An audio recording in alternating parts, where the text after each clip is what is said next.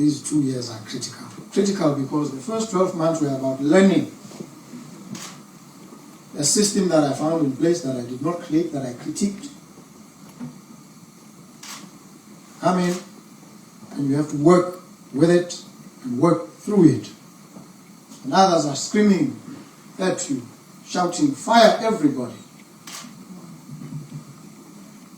It's a very tempting approach, but one that will fail spectacularly. First, because from a practical point of view, you remove this one, you bring a new person. How long does it take for the person to be onboarded and to acclimatize and learn the ropes and understand what's happening? About 2 years. And in those 2 years, what's happening? To a country that is in crisis. So it doesn't even make practical sense at all. It's not even a question of whether the president likes this or doesn't like that. It's about a pragmatic approach to real problems, not something academic. Practical truth, as Aristotle says, there's the theoretical truth and the practical truth. What does the practical truth dictate? You have to learn and leverage as you go and make these things work. And that's what I chose to do.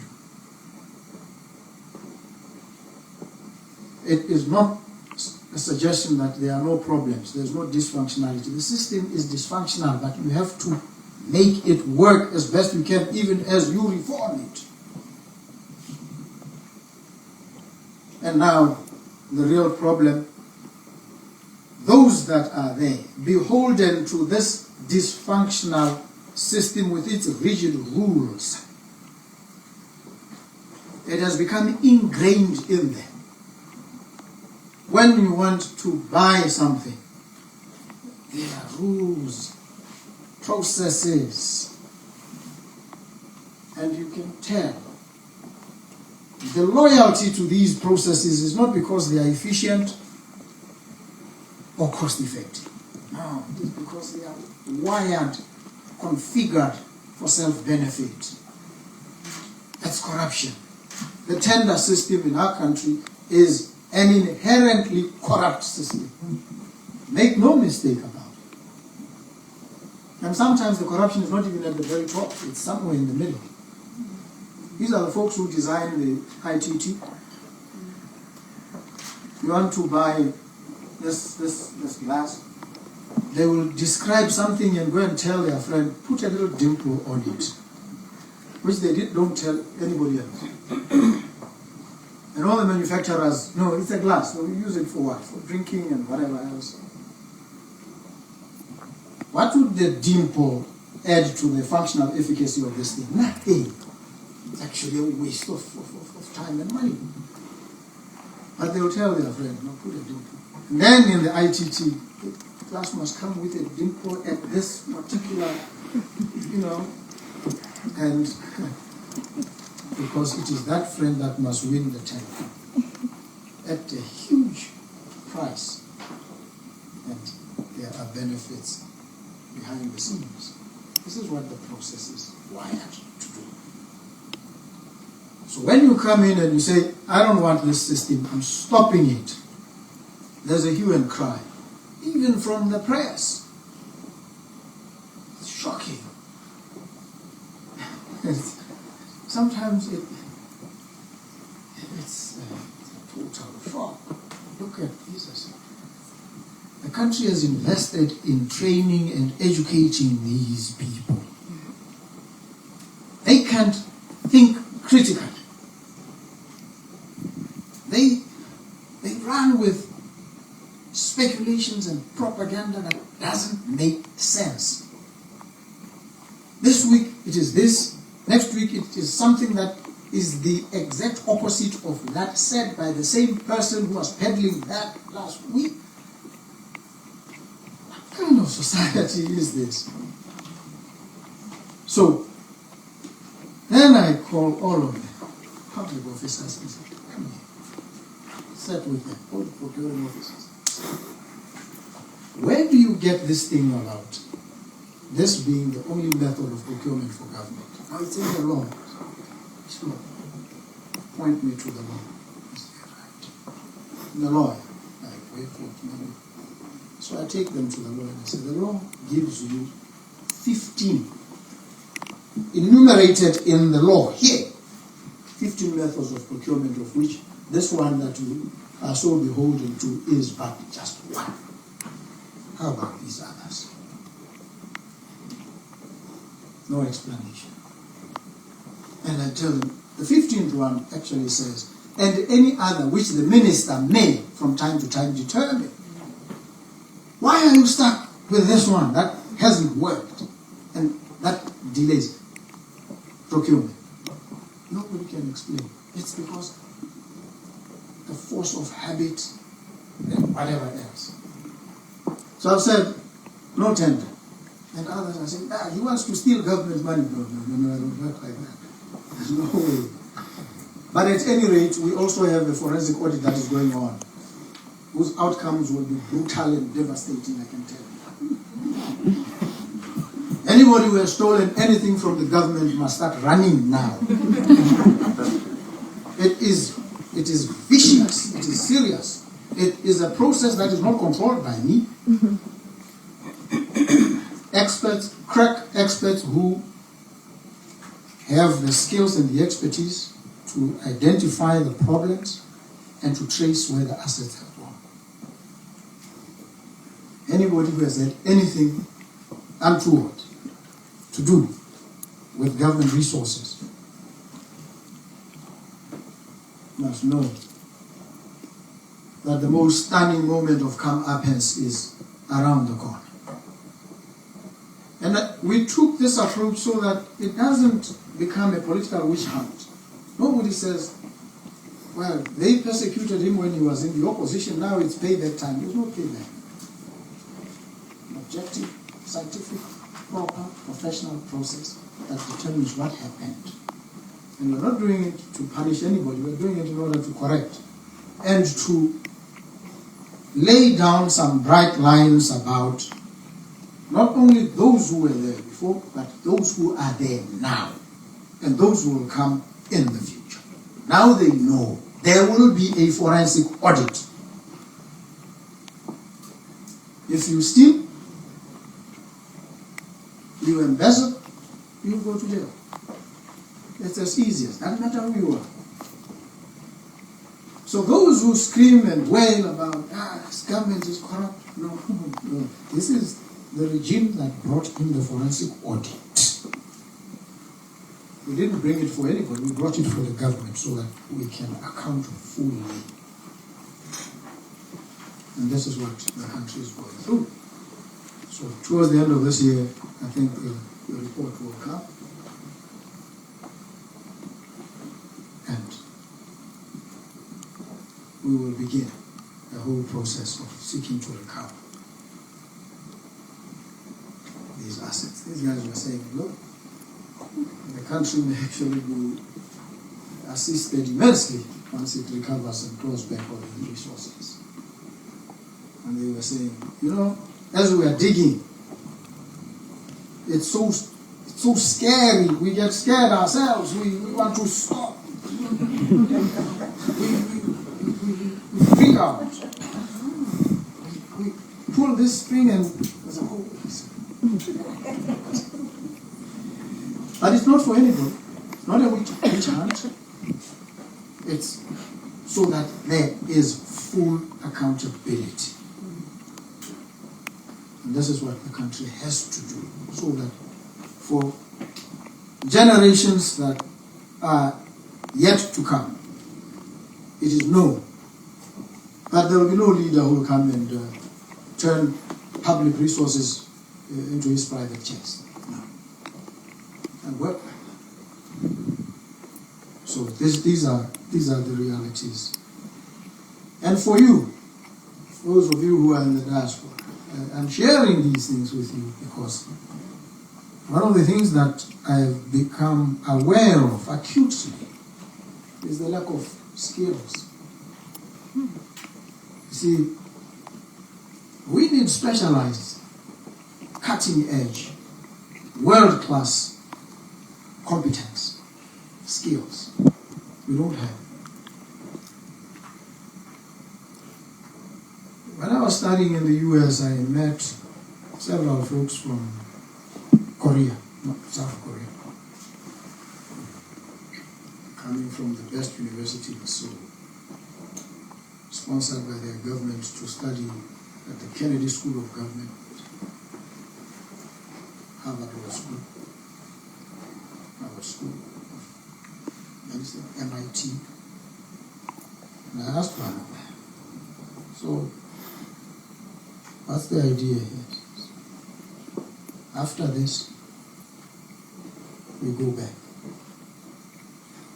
In fact, after we finish studying, we will work here for a few years, assisted by our government to acquire experience, and then we'll go back home and we'll run our country.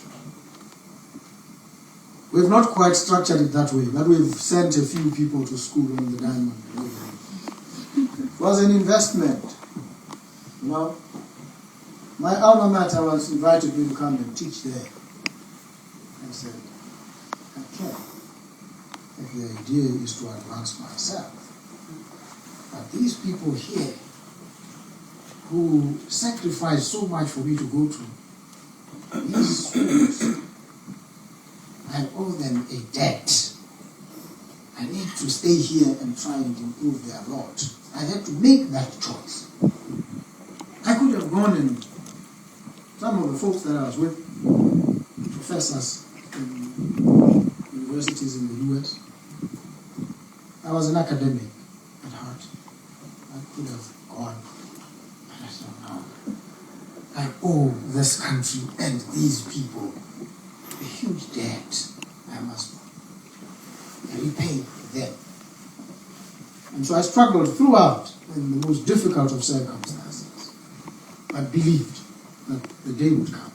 Some said, why don't you become a judge? I arrogantly said, no. I want to appoint judges. Now I sit in a position where I actually do exactly that. I appoint them. Some of them trained by myself, actually. Taught them at law school. Now I have the pleasure and the honor of appointing them judges. So, this is where we are as a country. Your contribution is to make yourselves the very best that you can be alongside your peers in the world. Acquire these skills and then get the requisite experience, deep domain experience. Then go back to your country and serve your people. You can become a billionaire here and have lots of money. It's not your country. Your fulfillment, the essence of who you are, is when you go back to those people in those far-flung areas and you see the smiles on their faces when you change their lives. I know this. I'm speaking from experience. I've been to New Tade after I did the CKGR case. Old women came, they wept, they held me, they hugged me as if their life depended on that little touch and hug. There's nothing better. You can pay me billions to take that away from me. That's what it's about. So it's not money, it's not self-enrichment, self-aggrandizement. It's about these people. And when your life comes to an end, they say you must wrestle and answer one question. What kind of human being were you? Not how much money did you get? How many qualifications? No. What kind of human being were you? Who did you help? Did you associate yourself with something bigger and better than yourself? A cause for the improvement of anybody. That's it.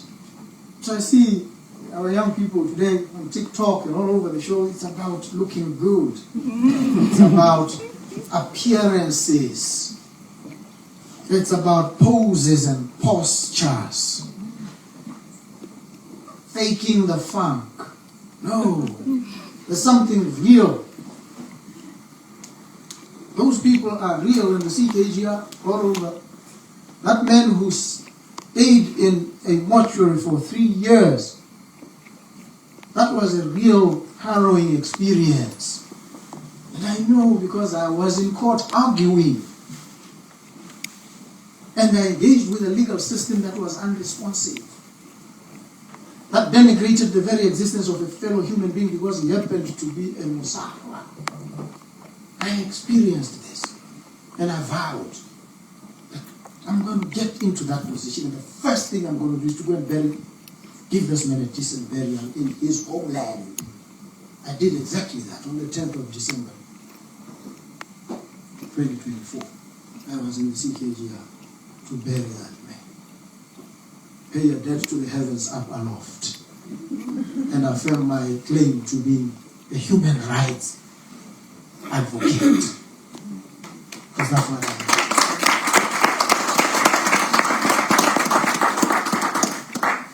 So, I raise these things with you so you understand what it's about. That country needs all of you. It needs your ideas, it needs your contribution, it needs your critiques, informed, that can guide. So that in the next 2-3 years, you have a compelling reason to come back home. Because home will be welcome. And home will be the best place on the face of the earth. And so I'm happy to be here with you. And in the face of all the challenges that you see, I'm upbeat. I was upbeat. I was looking at some clip of mine on I think 6 days before the elections. I was addressing a rally, launching a candidate in Botswana. And I said, please start counting the days. On the 30th of October, there will be a change of government. I said it. And it happened. When it happened, somebody was asking me, did you celebrate? I said, no. I didn't. How did you feel? I was just okay. You didn't cry? I said, no. Why? It felt as if I had lived in that moment long before it happened. And so when it happened, it wasn't anything new. It's a weird experience. I don't think you'll understand it.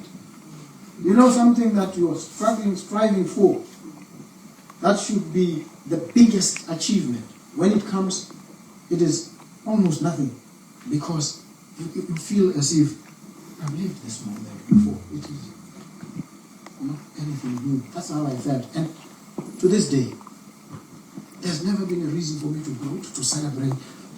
No. It's work. And so when I put in long hours, somebody was asking me just yesterday, before you became president, did you work these hours? I said, yes. In fact, I worked more there, because I would be in court the whole day, then work through the night, be in court 4 days on the trot. Literally, not sleeping. And that's when my body told me, you know, if you don't sleep, just not falling asleep, just to lie down horizontally. It is so important. I realized, I learned this, because I would work through the night and I would feel disoriented. I had just to lie down, even on the floor, just flat for 30 minutes, not sleeping. Then I get up. My body is now properly aligned. I'll do this for 4 days, and on the 4th day, I'm done. And then I was saying to them, the difference is that then I'll then have a 2-week window, maybe in a month, not doing anything, playing with kids, chilling, having coffee at Mug and Bean.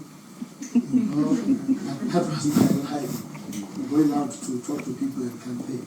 But now, There's no weekend, there's no night, there's no day. Work until earliest midnight, times 2, 3. And my body is now, I think my body clock is confused. If I'm free and I try and sleep at 9, 10, it just doesn't work. I find myself on TikTok now. Trying to forget about everything. And there I am on TikTok until 3 a.m. Then I'm able to sleep. And this is the job. And the downside is you don't go where you want. You are now public property. You know, you can't say I'm going to check on a friend across the road. These guys will be flanking you. Hey guys, I'm just listening. It's not your call. We have to protect you. From who? Maybe from yourself. So these are the realities, folks, and I'm glad that I've been able to come here, meet with you, and somewhat humanize the presidency. You think it's something so high and mighty? It's just a job that we have to do with humility,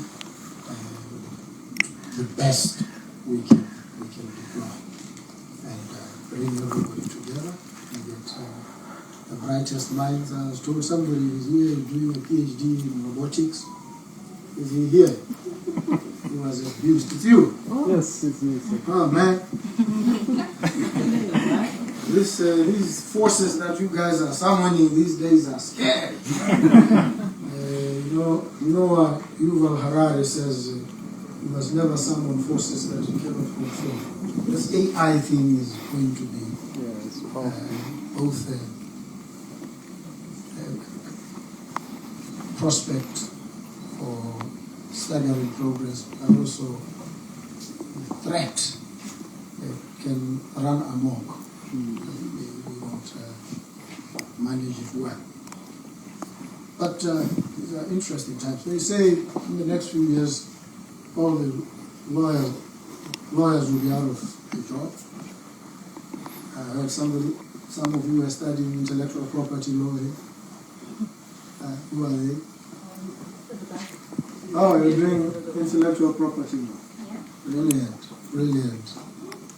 You must tell our people back home that the person who has now the power, not the one manufacturing, is the one who has the patent. And if you don't hold the patent, you've got a problem. You'll just be at the margins of the knowledge economy, even in agriculture, across. So this is where we are. This is where the world is. And we need to move with the times as well. And so I'm happy that all these skills are being developed, honed, refined, and now you're going to have to go back home and assist in crafting laws that regulate. You know how these manufacturers play the game? They'll take something that they have long discovered. They don't change anything. They don't improve anything. They just change the packaging. And they go and register the patent afresh. They evergreen. They keep the patent green. When it's supposed to expire, they tweak this thing a little bit and they put it out there.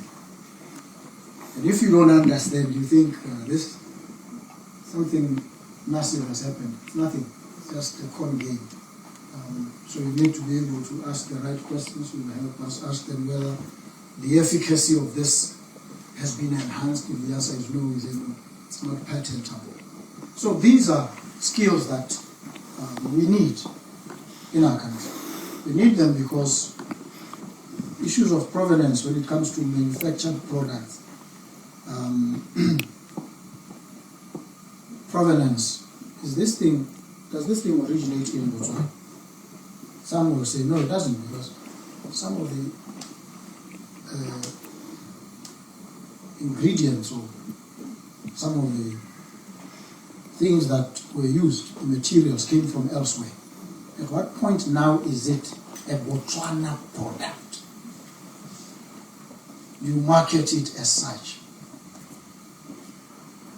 These are some of the questions. So there's a lot that is required, skills that we need, and I'm happy that we have a few of our people that are acquiring these skills and positioning themselves to come back into the country and hold positions and to guide and direct the country.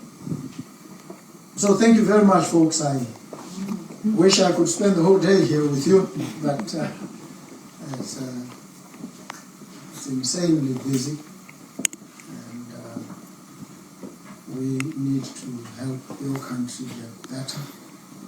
And I'm here to meet investors and tell them why they must go and invest. Force some of them to go and invest. And so far it seems to be working. You know, it seems to be working really well. And even our acquisition of DBS, there's a whole debate around that. We believe very firmly. We're unshakable in our resolve to take full ownership of this resource because it's ours. Whether people buy it or they don't, it is our resource. We will find a way. We will know what to do. It's ours, isn't it? So, and then we will also diversify our economy in many different ways. So thank you very much. Thank you very much, folks, and keep representing your country. You are our ambassadors as well. When you behave and you don't do what others did in the UK, go there and apply for asylum and make all sorts of untruthful allegations. Fleeing ritual killings. We are fleeing persecution on the basis of sexual orientation. We're a human rights government. We haven't persecuted anybody, and we won't do that. What is your problem? You know, so they tarnish the country. You guys haven't done that. I think you've been exemplary representatives of your country. So thank you very, very much. Thank you, Africa, Mama Africa. Oh, yeah. You make African great. Thank you, freedom. Thank you, Africa.